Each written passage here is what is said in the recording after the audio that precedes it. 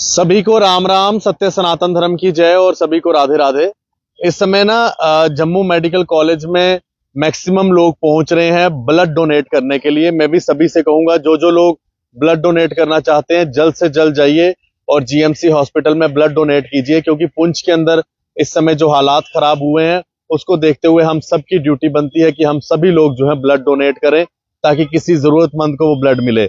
मैं आपको बता दूं कि इस समय कई जगहों पर जो है अलर्ट जारी किया हुआ है, क्योंकि पुंछ के अंदर काफी ज्यादा फायरिंग हो रही है। और मैं आपको बता दूं, जब पुंछ के अंदर फायरिंग हो रही है तो इंजर्ड लोग हॉस्पिटल में आ रहे हैं, तो ऑटोमेटिकली जम्मू का गवर्नमेंट मेडिकल कॉलेज भी इस समय अलर्ट पे ही होगा, क्योंकि हर चीज के लिए हॉस्पिटल को इस समय अलर्ट पे रखा जाता है। मेरा एक छोटा सा सवाल है आज ना, आपको याद होगा ठीक 5 से 6 दिन पहले एक खबर आई थी जिसके अंदर उस समय जो मेडिकल सुपरिटेंडेंट डॉक्टर नरिंदर जी थे, उन्हें उसी समय एक ऑर्डर निकाला था अटैच करने का।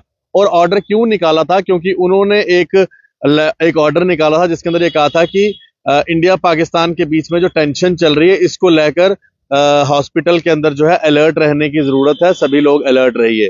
तो उस व्यक्ति ने कुछ गलत नहीं कहा था, उस व्यक्ति ने सिर्फ एक अवेयरनेस के तौर पर ये सभी को आगाह करने के लिए ये बात कही थी, जो आज वो चीज हो रही है, चाहे 4-5 दिन बाद ही। क्योंकि अब भारत ने पाकिस्तान के ऊपर और पाकिस्तानी आतंकी अड्डों के ऊपर जो अटैक करना था वो किसी को बता के तो करना नहीं था, तो वो ऐसे ही होना था। आज सभी लोग मॉक ड्रिल के लिए रेडी थे, लेकिन मॉक ड्रिल तो एक बहाना थी, असली में तो पाकिस्तान के अंदर ही भारत ने एक बड़ा हमला करना था, पाकिस्तान के आतंकी अड्डों को उड़ाना था। लेकिन सवाल ये खड़ा होता है कि डॉक्टर नरिंदर जी का क्या कसूर था? आज डॉक्टर नरिंदर जी को अटैच कर दिया गया है, आज उनकी जगह पर नए एमएस आए हुए हैं, वो भी अच्छा काम कर रहे हैं।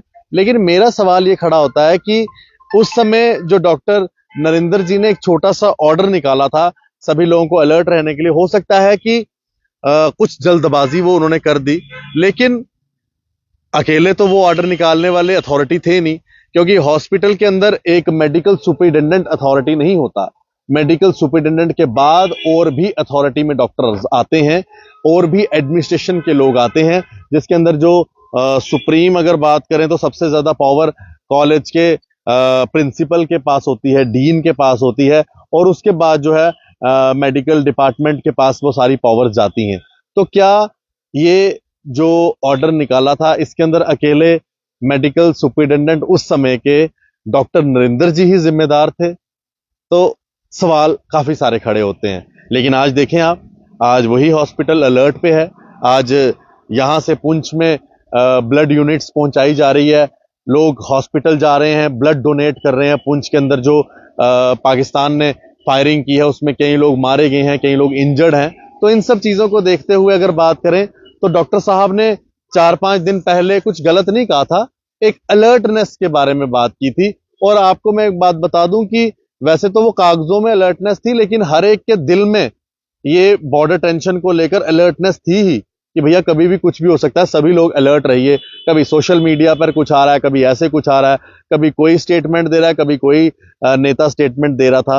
तो इन सब चीजों को देखते हुए अगर एक ऑर्डर निकला था और उसके बाद एक 5-10 मिनट में एक और ऑर्डर निकल जाता है कि भैया आपको अटैच कर दिया गया है, लेकिन सवाल ये खड़ा होता है कि क्या डॉक्टर नरिंदर उस दिन गलत थे? ये बहुत बड़ा सवाल है, आप भी इसका जवाब दीजिएगा, क्योंकि उस समय कई सारे लोगों ने इस बात के ऊपर अपनी बात रखी थी कि भाई डॉक्टर साहब का कसूर क्या है जो आपने अटैच कर दिया।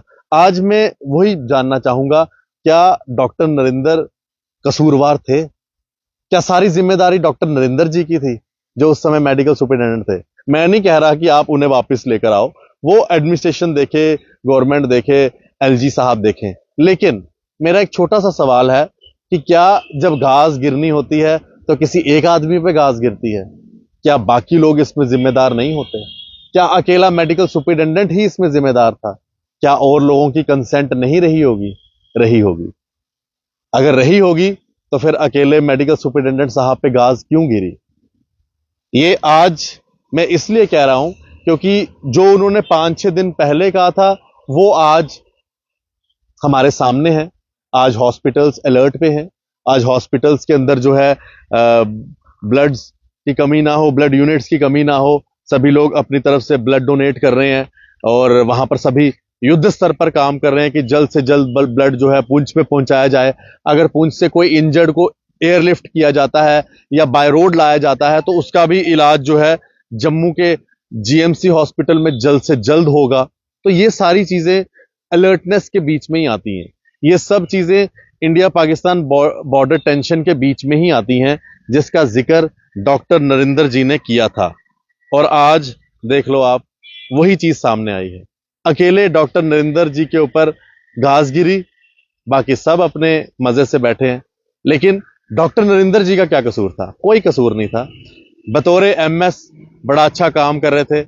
बतौर एमएस उन्होंने इतना अच्छा काम किया जीएमसी में कि किसी तरह की कोई कंप्लेंट उनकी नहीं रही। लेकिन जब घास गिरने की बारी आई तो अकेले एक ही बंदे को जो है उन्होंने बलि का बकरा बना दिया। ये ऐसा होना नहीं चाहिए। वैसे मैं नहीं कह रहा, एक बार फिर से कहूंगा कि उनको वापस लेकर आओ। बस मैं एक ही सवाल उठा रहा हूं, अकेले MS, former MS doctor Narendra ji जिम्मेदार नहीं थे। वो अकेले जिम्मेदार नहीं थे। आप इस वीडियो पर अपनी राय रखें, अगर आप रखना चाहें कि क्या डॉक्टर नरेंद्र जी अकेले जिम्मेदार थे। जवाब तो वैसे नहीं है, लेकिन आप अपनी राय रखिएगा। क्या अकेले उनके ऊपर ही घास गिरनी थी? क्या बाकी लोग नहीं थे जिम्मेदार जिनकी वजह से वो ऑर्डर निकला?